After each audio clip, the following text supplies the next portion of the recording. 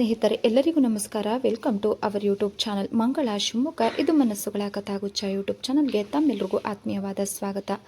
ಹೃದಯದ ಹೆಣ್ಣು ಭಾಗ 7 ಮುಂದುವರೆದ ಭಾಗ. ಮೋಹನನೊಂದಿಗೆ ಕಾವ್ಯಾಳ ಮದುವೆಯನ್ನು ರಂಗರಾಯರು ನಿಶ್ಚಯ ಮಾಡುತ್ತಾರೆ. ನಿನ್ನ ಸೋದರಳಿಯ ಮೋಹನನ ಬಗ್ಗೆ ಎಂದು ಹೇಳುತ್ತಾರೆ. ಅನಸೂಯಮ್ಮ ಅವರಿಗೆ ನಂಬಿಕೆಯೇ ಬರೋದಿಲ್ಲ. ಆ ಕ್ಷಣದಲ್ಲಿ ಕಾವ್ಯ ಬೆಚ್ಚಿ ಬಿದ್ದಳು. ರಂಗರಾಯರು, ಅನಸೂಯ, ನಿನ್ನ ಅಣ್ಣನ ಮಗ ಅಪರಂಜಿ ಅಂತಹ ಹುಡುಗ ಕಣೆ. ಅವನಲ್ಲಿರೋ ಒಂದೇ ಒಂದು ಕೊರತೆ ಎಂದರೆ ಹಣ. ರಂಗರಾಯರು ಮುಂದುವರೆಸುತ್ತಾ, ನಾನು ಗಳಿಸಿ ಉಳಿಸಿರೋ ಆಸ್ತಿಯನ್ನೆಲ್ಲ ಮಗಳೊಂದಿಗೆ ಅವನಿಗೆ ಧಾರೆ ಎರೆದು ಕೊಟ್ಟರೆ ಅವನು ಸಹ ಶ್ರೀಮಂತ ಆಗುತ್ತಾನೆ. ನನ್ನ ಮಗಳ ಬಾಳು ಚೆನ್ನಾಗಿರುತ್ತೆ ಕಣೆ ಎಂದರು. ಇದು ನಿಜವಾಗಿಯೂ ನನ್ನ ಆಸೆ. ನಾನು ಕನಸು ಕಾಣುತ್ತಿಲ್ಲ ತಾನೇ? ಅನಸೂಯಮ್ಮ ಸಂತೋಷ ಉದ್ವೇಗದಿಂದ ನಡುಗುತ್ತಾ ಹಾಸಿಗೆಯ ಮೇಲೆ ಧಪ್ಪೆಂದು ಬಿದ್ದರು. ತಂದೆ ಮಗಳು ಗಾಬರಿಯಾದರು. ಕಾವ್ಯ ಕೂಡಲೇ ವಾಟರ್ ಜಗ್ನಿಂದ ಕೈಗೆ ನೀರನ್ನು ಸುರಿದುಕೊಂಡು ತಾಯಿಯ ಮುಖಕ್ಕೆ ಚಿಮ್ಮಿಸಿದಳು. ಅನಸೂಯಮ್ಮ ನರಳಿದರು. ನಿಧಾನವಾಗಿ ಕಣ್ಣುಗಳನ್ನು ತೆರೆದರು. ಅವರ ಕಣ್ಣುಗಳು ಹನಿಗೂಡಿದ್ದವು. ಈ ಆನಂದ ರಾಯರಿಂದ ಇನ್ನೂ ಸಹಿಸಲು ಆಗಲಿಲ್ಲ. ಅವರು ಹೆಂಡತಿಯ ಹತ್ತಿರ ಬಂದು ತಲೆಯನ್ನು ತೊಡೆಯ ಮೇಲೆ ಇರಿಸಿಕೊಂಡು ಮುಖವನ್ನು ಸವರುತ್ತಾ ಭಾವುಕತೆಯಿಂದ, ಅನು, ಯಾಕೆ, ಏನಾಯಿತು ಎಂದರು. ನಿನ್ನ ಕಣ್ಣೀರನ್ನು ನೋಡಿ ಸಹಿಸುವ ಶಕ್ತಿ ನನಗಿಲ್ಲ ಕಣೆ. ಯಾಕೆ ಅಳ್ತಾ ಇದ್ದೀಯಾ? ಕಾವ್ಯ ತಾಯಿಯ ಹತ್ತಿರ ಬಂದಳು. ಇದು ಕಣ್ಣೀರಲ್ಲ ಕಣ್ರಿ, ಆನಂದ ಬಾಷ್ಪ. ತಂದೆ ಮಗಳು ಮುಖ ನೋಡಿಕೊಂಡರು. ಅನಸೂಯಮ್ಮ ಗಂಡನ ಕೈಯನ್ನು ಒತ್ತಿಕೊಂಡರು. ಕಂಬನಿಯಿಂದ ಅವರ ಕೈ ಒದ್ದೆಯಾಯಿತು. ನನ್ನ ಬಹು ವರ್ಷಗಳ ಕನಸು ಈಡೇರುತ್ತೆ ಅಂತ ತಿಳಿದಾಗ ನನ್ನ ಮನಸ್ಸು ಆ ಸಂತೋಷವನ್ನು ತಡೆಯಲಾರದೆ ಹೋಯಿತು. ಅದಕ್ಕೆ ಹಾಗೆ ಬಿದ್ದು ಬಿಟ್ಟೆ ಎಂದರು. ಕಾವ್ಯಗೆ ಮುಜುಗರ ಆಗುತ್ತಿದೆ. ತಾನು ಯಾರನ್ನು ತಿರಸ್ಕಾರದಿಂದ ನೋಡುತ್ತಿರುವೆನೋ ಅಂಥವನನ್ನೇ ತನಗೆ ಸಂಗಾತಿಯಾಗಿ ತಂದೆ ತಾಯಿ ಆಯ್ಕೆ ಮಾಡುತ್ತಿದ್ದಾರೆ ಎಂದು ತಿಳಿದ ಕೂಡಲೇ ಮನಸ್ಸು ವ್ಯಾಘ್ರವಾಗಿತ್ತು. ಆಗ ತಾಯಿ ಯಾವುದೋ ಹಳೆಯ ಸೆಂಟಿಮೆಂಟನ್ನು ಹೇಳುತ್ತಿದ್ದಾರೆ. ರಂಗರಾಯರು, ಅನು, ನನಗೂ ಸಹ ತಿಳಿಸದಂತೆ ಅದ್ಯಾವ ಆಸೆಯನ್ನು ನಿನ್ನ ಮನಸ್ಸಿನಲ್ಲಿ ಇರಿಸಿಕೊಂಡಿದ್ದೆ ಅಂತ ಹೇಳು. ಅನಸೂಯಮ್ಮ, ಈ ಘಟನೆ ನೀವು ಹೇಳಿದ್ರಲ್ಲ, ಮೋಹನನನ್ನು ಅಳಿಯನನ್ನಾಗಿ ಮಾಡಿಕೊಳ್ಳುತ್ತೇನೆ ಅಂತ. ಹೌದು, ಅದೇ ಕಣ್ರಿ ನನ್ನ ಬಹುದಿನಗಳ ಆಸೆ. ಕಾವ್ಯ ಬೆಚ್ಚಿ ಬಿದ್ದಳು. ಪರಿಸ್ಥಿತಿ ಯಾಕೋ ತನ್ನ ಆಸೆ ಅಭಿರುಚಿಗಳಿಗೆ ವಿರುದ್ಧವಾಗಿ ಬದಲಾಗುತ್ತಿದೆ ಎಂದು ಎನಿಸಿತು ಅವಳಿಗೆ. ರಂಗರಾಯರು ನಿಟ್ಟುಸಿರು ಬಿಡುತ್ತಾ, ಮತ್ತೆ ಒಂದೇ ಒಂದು ದಿನವೂ ನನ್ನ ಹತ್ತಿರ ಹೇಳಿರಲಿಲ್ಲ. ಅನಸೂಯಮ್ಮ ಹುಸಿ ಕೋಪದಿಂದ, ಆಕಾಶದಲ್ಲಿ ತೇಲಾಡುತ್ತ ತಂದೆ ಮಗಳು ಭೂಮಿಯ ಮೇಲೆ ನಿಂತಿರುವ ನನ್ನ ಆಸೆಯನ್ನು ನೆರವೇರಿಸುತ್ತೀರಾ ಅನ್ನೋ ನಂಬಿಕೆ ಆಗ ನನಗೆ ಇರಲಿಲ್ಲ ಕಣ್ರಿ. ರಂಗರಾಯರು, ಆಗಿದ್ದು ಆಗಿ ಹೋಯಿತು. ಆಗೋದೆಲ್ಲ ಒಳ್ಳೆಯದಕ್ಕೆ ಅನ್ನೋದು ಸುಳ್ಳಲ್ಲ. ಈಗ ಮುಂದೆ ಆಗುವ ಶುಭ ಕಾರ್ಯದ ಬಗ್ಗೆ ಚಿಂತಿಸೋಣ ಎಂದು ಮಗಳ ಕಡೆ ತಿರುಗಿ, ನೋಡಮ್ಮ ಕಾವ್ಯ, ನೀನು ಏನು ಹೇಳುತ್ತೀಯ? ನೀವು ಯಾವುದ್ರ ಬಗ್ಗೆ ಕೇಳ್ತಿದ್ದೀರಾ ಡ್ಯಾಡಿ? ನಿನ್ನ ಮದುವೆಯ ಬಗ್ಗೆ ಕಣಮ್ಮ. ಅದು ಮುರಿದು ಬಿದ್ದು ಹೋಯ್ತಲ್ಲ ಡ್ಯಾಡಿ. ರಂಗರಾಯರು ಅಯೋಗ್ಯ, ಮೋಸ ಮಾಡಿದ ಮಾತ್ರಕ್ಕೆ ಈ ಪ್ರಪಂಚದಲ್ಲಿ ಬೇರೆ ಯಾರು ಗಂಡೆ ಸಿಗಲ್ವೇ? ಮುಖ್ಯವಾಗಿ ನೀನು ಒಪ್ಪಿಕೊಳ್ಳಬೇಕು, ಆಮೇಲೆ ಮದುವೆ ಎಂದರು. ಆದರೆ ಕಾವ್ಯ ಮಾತ್ರ ಕೋಪ ವ್ಯಾಘ್ರದಿಂದ, ಸಿಗ್ತಾರೆ, ಗಂಡುಗಳಿಗೆ ಏನು ಕೊರತೆ? ನನ್ನ ಭಾವನಂತೋರು 100 ಮಂದಿ ಇಂತಹ ಅವಕಾಶಕ್ಕೆ ತುದಿಗಾಲಿನಲ್ಲಿ ನಿಂತ್ಕೊಂಡಿರ್ತಾರೆ ಎಂದಳು. ಆದರೆ ರಂಗರಾಯರು ಗಡುಸಾಗಿ, ಕಾವ್ಯ ಎಂದು ಅರಚಿಕೊಂಡರು. ಅನಸೂಯಮ್ಮ, ಇಂದು ನಿನಗೆ ಬುದ್ಧಿ ಬಂದಿಲ್ಲ ಕಣೆ. ನನ್ನ ಅಣ್ಣನ ಮಗ ಏನು ಬಿಟ್ಟಿ ಬಿದ್ದಿಲ್ಲ, ಅಥವಾ ಅವನೇನು ನಿನ್ನನ್ನು ಮದುವೆ ಮಾಡ್ಕೊಳ್ಬೇಕು ಅಂತ ಬಾಯಿ ಬಿಟ್ಕೊಂಡು ಕೂತಿಲ್ಲ ತಾಯಿ. ನಿನಗೆ ಇಷ್ಟ ಆದರೆ ಮಾಡ್ಕೊ, ಇಲ್ದಿದ್ರೆ ನಿನ್ನ ಮನಸ್ಸಿಗೆ ತೋಚಿದಂತೆ ಮಾಡು ಎಂದರು. ಇನ್ನು ಇದರ ಬಗ್ಗೆ ನಿನ್ನ ಹತ್ತಿರ ಮಾತಾಡಿದರೆ ನನ್ನ ಮಾಂಗಲ್ಯದ ಮೇಲೆ ಆಣೆ. ಕಂಬನಿ ಸುರಿಯುತ್ತಿದೆ. ಧ್ವನಿಯಲ್ಲಿ ಕೋಪ, ಆವೇಶವಿದೆ. ಕಾವ್ಯ ತತ್ತರಿಸಿ ಹೋದಳು. ರಂಗರಾಯರು ಬೆರಗಾಗಿ ನೋಡುತ್ತಿದ್ದಾರೆ. ದಾಂಪತ್ಯದ ಜೀವನದಲ್ಲಿ ಹೆಂಡತಿ ಎಂದೂ ಸಹ ಇಂತಹ ಅತಿ ಉದ್ವೇಗಕ್ಕೆ ಒಳಗಾಗಿರಲಿಲ್ಲ. ಮಾಂಗಲ್ಯದ ಮೇಲೆ ಆಣೆ ಮಾಡುತ್ತಿರಬೇಕಾದ್ರೆ ಇವಳು ಅದೆಷ್ಟು ರೋಸಿ ಹೋಗಿದ್ದಾಳೆ ಎಂದು. ರಂಗರಾಯರು ಹೆಂಡತಿಯನ್ನು ಸಂತೈಸಿ ಮಗಳ ಹತ್ತಿರ ಬಂದು, ಕಾವ್ಯ, ಹೊರಗೆ ಬಾರಮ್ಮ. ಕಾವ್ಯ ಅಳುತ್ತಲೇ ಹಿಂಬಾಲಿಸಿದಳು. ಏಕಾಂತದಲ್ಲಿ, ಕಾವ್ಯ, ನಾನು ಯಾವತ್ತೂ ಸಹ ನಿನ್ನನ್ನು ಯಾವುದೇ ವಿಷಯಕ್ಕೂ ಬಲವಂತ ಮಾಡಿಲ್ಲ, ಈಗಲೂ ಸಹ ಬಲವಂತ ಮಾಡಲ್ಲ. ಆದರೆ ನನ್ನ ಅಭಿಪ್ರಾಯ ಹೇಳುತ್ತೇನೆ ಕೇಳ್ಕೊ. ಕಾವ್ಯ ತಂದೆಯತ್ತ ನೋಡಿದಳು. ರಂಗರಾಯರು, ಕಾವ್ಯ, ಮೋಹನ ಯಾವುದರಲ್ಲಿ ಕಡಿಮೆ ಇದ್ದಾನೆ ಹೇಳು? ರೂಪ ಇದೆ, ಆರೋಗ್ಯವಂತ, ಬಲ ಭೀಮನ ತರಹ ಇದ್ದಾನೆ, ವಿದ್ಯೆ ಇದೆ, ಬುದ್ಧಿವಂತ, ಮುಖ್ಯವಾಗಿ ಯಾವ ಚಪಲಗಳೂ ಇಲ್ಲ. ಅವನು ಹಣವಂತ ಅಲ್ಲ ಅನ್ನೋದನ್ನು ಬಿಟ್ರೆ ಅವನು ಎಲ್ಲ ರೀತಿಯಿಂದಲೂ ಯೋಗ್ಯ ಕಣಮ್ಮ ಎಂದರು. ಆದರೆ ಕಾವ್ಯ ಮಾತ್ರ ಮುಖ ತಿರುಗಿಸಿಕೊಂಡಳು. ರಂಗರಾಯರು, ನೀನು ಗೋಪಿಯನ್ನು ಪ್ರೀತಿಸಿದೆ, ತುಂಬ ಯೋಗ್ಯ ಅಂತ ತಿಳಿದುಕೊಂಡಿದ್ದೆ. ಆದರೆ ಏನಾಯಿತು? ಅದಕ್ಕೆ ಕಣಮ್ಮ ದುಡುಕ್ಬಾರ್ದು ಅಂತ ಅನ್ನೋದು. ಆದರೆ ಕಾವ್ಯಗೆ ಇರಿಸು ಮುರಿಸಾಗುತ್ತಿತ್ತು.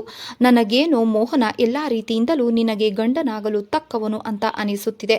ನೀನು ಏನು ಹೇಳುತ್ತೀಯಾ ಕಾವ್ಯ? ಕಾವ್ಯ ಗಡುಸಾಗಿ ಇಂತಹ ವಿಚಾರದಲ್ಲಿ ದಿಢೀರಂತ ಕೇಳಿದರೆ ನಾನೇನು ಹೇಳಲಿ? ನನಗೆ ಯೋಚಿಸಲು ಅವಕಾಶ ಬೇಕು. ನಿನ್ನ ನಿರ್ಧಾರ ಯಾವಾಗ ಹೇಳುತ್ತೀಯ? ನಾಳೆ ಹೇಳ್ತೀನಿ ಎಂದಳು. ರಂಗರಾಯರು ಹೊರಡುತ್ತಾ, ಚೆನ್ನಾಗಿ ಆಲೋಚಿಸು, ನೀನು ಒಪ್ಪಿಕೊಂಡ ಮೇಲೆ ಉಳಿದ ವಿಚಾರ ಎಂದರು. ಕಾವ್ಯ ಇದಕ್ಕೆ ಪ್ರತಿ ಹೇಳಲಿಲ್ಲ. ಬೆಡ್ರೂಮ್ನಲ್ಲಿ ಕಾವ್ಯ ತಾಳ್ಮೆ ಕಳೆದುಕೊಂಡಿದ್ದಾಳೆ. ಮನಸ್ಸು ವ್ಯಾಘ್ರವಾಗಿ ಹತಾಶೆಯಿಂದ ಚಡಪಡಿಸುತ್ತಿದೆ. ತನ್ನ ಮೇಲೆ ತನಗೆ ಕೋಪ. ಇದೆಂತಹ ವಿಪರ್ಯಾಸ! ಸಂಬಳಕ್ಕಾಗಿ ಕೆಲಸ ಮಾಡುತ್ತಿದ್ದ ವ್ಯಕ್ತಿಯನ್ನು ನಾನು ಮದುವೆಯಾಗಬೇಕಾ? ಅವನನ್ನು ಎಷ್ಟು ಹೀಯಾಳಿಸಿದ್ದೆ, ಅಂದು ಅವಮಾನ ಮಾಡಿದ್ದೆ, ಈಗ ಅವನ ಹೆಂಡತಿಯಾಗಬೇಕು. ಕಾವ್ಯ ಭಯಗೊಂಡಳು. ಒಂದು ವೇಳೆ ನಾನು ಹಿಂದೆ ಅಪಹಾಸ್ಯ ಅವಮಾನ ಮಾಡಿದ್ದ ಎಲ್ಲವನ್ನು ಮನಸ್ಸಿನಲ್ಲಿ ಇಟ್ಟುಕೊಂಡು ಹಾಗೆ ಸಾಗಿಸಿದರೆ ಮುಂದೆ ಏನು ಗತಿ? ತಿರಸ್ಕಾರದ ಭಾವನೆ ಮೂಡಿತು. ಒಂದು ಮೊಂಡು ಧೈರ್ಯ ಬಂದಿತು. ಹಾಗೇನಾದರೂ ವರ್ತಿಸಿದ್ರೆ ಮಾರನೇ ದಿನವೇ ಡಿವೋರ್ಸ್ ನೀಡಿದರಾಯಿತು ಎಂದು. ತಾಳಿ ಕಟ್ಟಿದ ಮಾತ್ರಕ್ಕೆ ಇವನ ಗುಲಾಮಳಂತೆ ಸಾಯೋ ತನಕ ಬಿದ್ದಿರಬೇಕೆ ನಾನು? ಈಗ ಉಳಿದಿರೋದು ಒಂದೇ ದಾರಿ, ಮೋಹನನನ್ನು ಮದುವೆಯಾಗಬೇಕು. ಅಬ್ಬಾ! ಕಾವ್ಯ ಬೆಚ್ಚಿ ಬಿದ್ದಳು. ಆ ಘಟನೆ ನೆನಪಾಯಿತು. ಆ ಅಯೋಗ್ಯ ಮೋಸದಿಂದ ನನ್ನ ಶೀಲ ಹಾಳು ಮಾಡಿದ್ದಾನೆ. ಅದರ ಪರಿಣಾಮ ಏನಾಗುವುದೋ ಏನೋ. ಒಬ್ಬನಿಂದ ಹಾಳಾಗಿರುವ ಈ ದೇಹವನ್ನು ಗಂಡ ಅನಿಸಿಕೊಳ್ಳುವ ವ್ಯಕ್ತಿಗೆ ನೀಡಲು ಸಾಧ್ಯವೇ? ಮೋಹನನ ಜೊತೆ ದಾಂಪತ್ಯ ಅಸಾಧ್ಯ, ಅಸಂಭವ ಎನಿಸಿತು.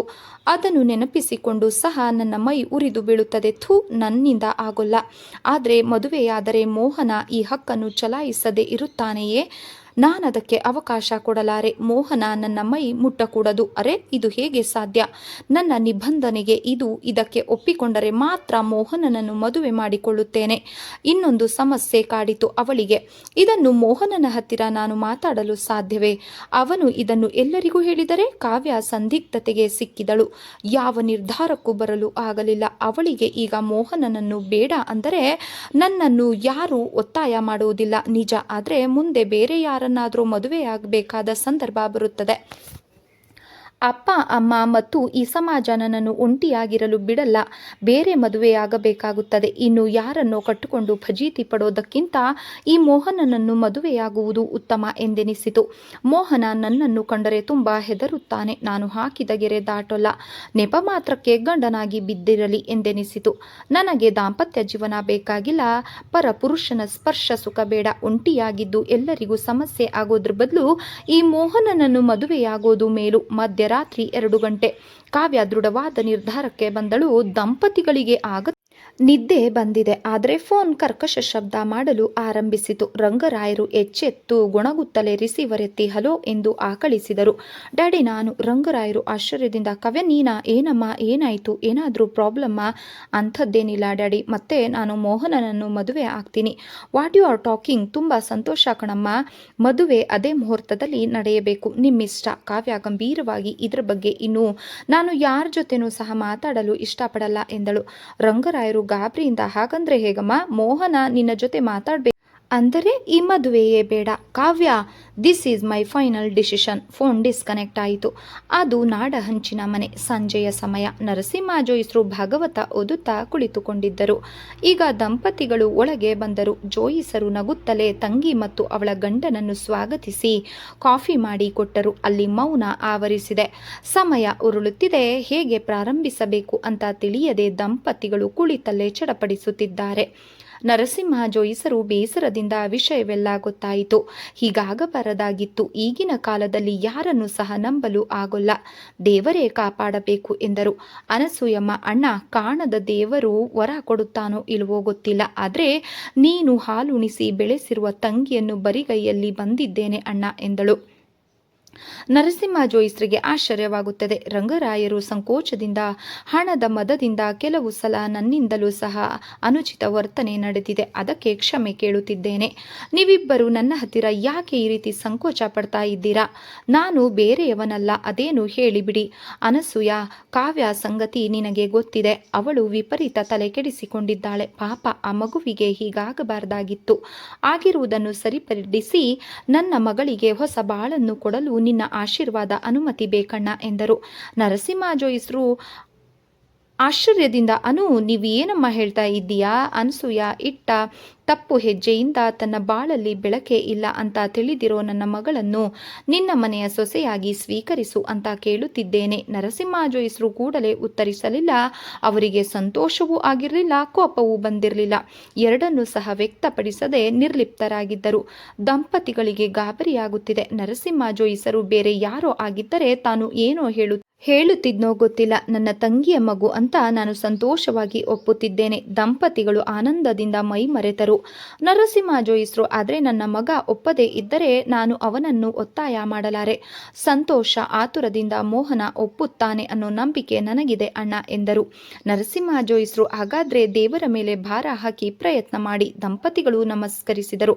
ಸ್ನೇಹಿತರೆ, ಈ ಒಂದು ಕಾದಂಬರಿ ತಮಗೆ ಇಷ್ಟ ಆದರೆ ದಯವಿಟ್ಟು ಲೈಕ್ ಮಾಡಿ, ಸಬ್ಸ್ಕ್ರೈಬ್ ಮಾಡಿ, ಸಪೋರ್ಟ್ ಮಾಡಿ ಫ್ರೆಂಡ್ಸ್. ಧನ್ಯವಾದಗಳು. ನಮಸ್ಕಾರ.